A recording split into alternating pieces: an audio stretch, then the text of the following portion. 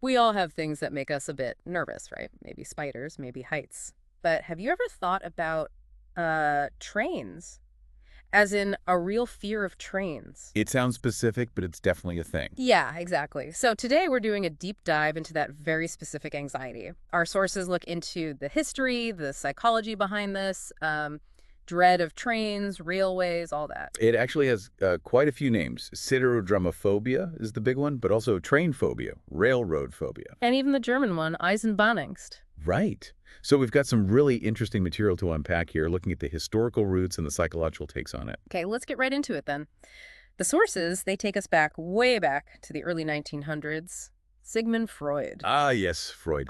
He made a connection that might seem a bit strange to us now Between what? between the actual physical sensation of being on a train, Yeah. the shaking, the rhythm, and, well, sexuality. Sexuality. Okay, explain that a bit.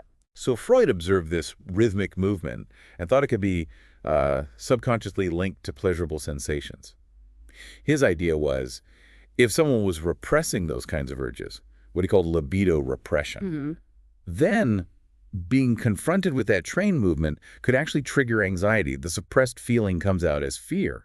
Huh. So the motion itself becomes uncomfortable because of what it unconsciously represents. Wild. And others picked up on this. Yeah, Carl Abraham, for instance, Yeah. he was sort of built on it. He suggested that the fear wasn't just the motion, but the uncontrollable nature of the motion. How so? He saw it as a projection. A fear of the train being uncontrollable mirrored an inner fear of one's own sexuality becoming uncontrollable. Okay, so it's about losing control externally and internally.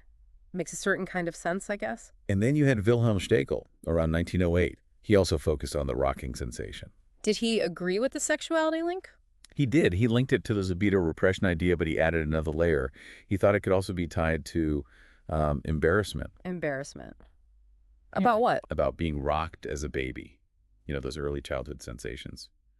He thought maybe some lingering embarrassment or awkwardness about that to get tangled up with the train's rocking motion and the libido stuff. Wow, so it's like this convergence of physical sensation, repressed desires, and maybe even early childhood memories. It's complex. Very.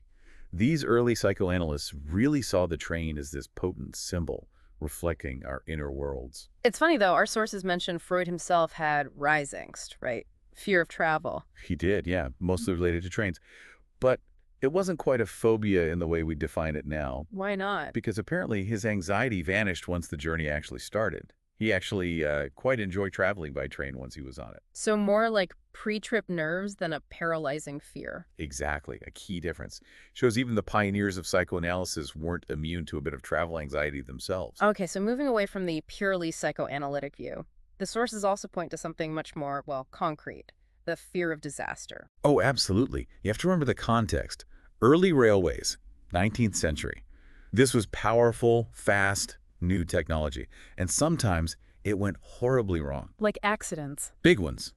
The sources bring up the Versailles-Bellevue line disaster in 1842, a truly awful event. Things like that absolutely fueled public anxiety. You can just imagine this huge steaming machine hurtling along. The potential for catastrophe must have felt very real, that feeling of being totally out of control. Precisely. The uncontrollable movement itself was unsettling for many, and it wasn't just about derailments or crashes. Wow. The environment on the train itself. Think about early carriages. Often small confined compartments, you were isolated. Cut off from the outside world. Exactly. And imagine getting sick on board. Mhm. Or worse, becoming a victim of crime. There was nowhere to go, really. Yeah, one of the sources has this really vivid line about how screams would just be swallowed up by the roar of the rapidly revolving wheels. Gives you chills. It really does. And it wasn't just paranoia. Newspapers back then apparently reported quite a bit on crimes happening on trains. So it fed the fear. It did.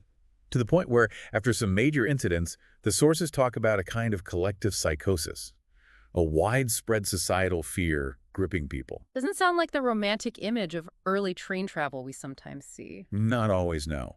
The potential for accidents, the isolation, the threat of crime. It was a potent mix for breeding anxiety. Okay, and then there's this other concept mentioned, railway spine, or Erickson's disease. What was that about? Right. That was described by British surgeon John Eric Erickson. It was basically a diagnosis for people who had symptoms after a train accident, but crucially, without obvious physical injuries. Like psychological trauma? Essentially, yes. Though back then, it was often dismissed. People thought they might be faking it to get compensation. Ah, okay. What was fascinating is how it connects to our modern understanding of PTSD, post-traumatic stress disorder. Right. We now know that traumatic events, like accidents, can cause profound psychological effects, even without physical wounds. Exactly. So railway spine was sort of an early, perhaps misunderstood recognition of psychological trauma linked specifically to these new, sometimes terrifying railway experiences. It really shows how far our understanding of that mind-body connection has come. Okay, let's talk terminology, the big word. Siderodromophobia. Where did that come from? It's basically a direct translation, using Greek roots, of that German term Freud used, Eisenbahnangst. Eisenbahn meaning railway, angst meaning fear or anxiety. So sidero for iron, dromo for course or running, phobia for fear, iron course fear, railway fear. Pretty much. And when that fear becomes excessive, way beyond what seems reasonable given the actual risks today, that's when it gets classified as a specific phobia. Then it gets grouped with other fears. Yes, Campbell's Psychiatric Dictionary puts it under the umbrella of vehicle phobia. So alongside fear of flying, fear of boats, even fear of driving sometimes. Which makes sense, right? They often involve that lack of direct personal control. You're putting your safety in the hands of the machine or the operator. That seems to be a common thread, yes. And this fear, it popped up in culture too. It did. Our sources mention a Japanese short story from 1913, Terror, by Junichiro Tanizaki. What's it about? It's a first-person story about a young man terrified of trains and even streetcars. Yeah. And interestingly, Tanizaki actually uses the German term Eisenbahnkrankheit in the story. Which means railroad sickness. Yes, which kind of highlights how this wasn't just some obscure clinical thing. It was in the cultural consciousness. And the German-European way of framing it had some influence, even in Japan. Interesting. And it connects to other travel anxieties, obviously. For sure. Fear of flying, aviophobia, fear of sea travel, thalassophobia, driving phobia. They're all related cousins, in a way. That anxiety about movement, transport, lack of control. It's not just humans either, is it? The sources mention something about animals. Right, transport tetany in animals, sometimes called railroad disease or railroad sickness. And even in humans, plain old travel sickness, motion sickness, was sometimes diagnosed as railroad sickness back in the late 1800s. So the motion itself, the travel, clearly has physical and psychological effects across the board. Definitely. And some of the historical beliefs around trains were pretty wild, too. Oh, yeah. Like what? Well, sources like Atlas Obscura and Mental Floss dug up things like the Victorian idea that train travel could literally cause instant insanity. Wow. Just like that. Hop on a train, go mad. Apparently. And another one, the belief that the speed and vibration could cause a woman's uterus to, well, detach and fly out. You're kidding? Nope. Sounds absurd to us, but it shows the intense anxiety and, frankly, misinformation surrounding this powerful new technology back then. It really paints a picture of deep societal unease, doesn't it? These exaggerated fears stemming from the unknown. Exactly.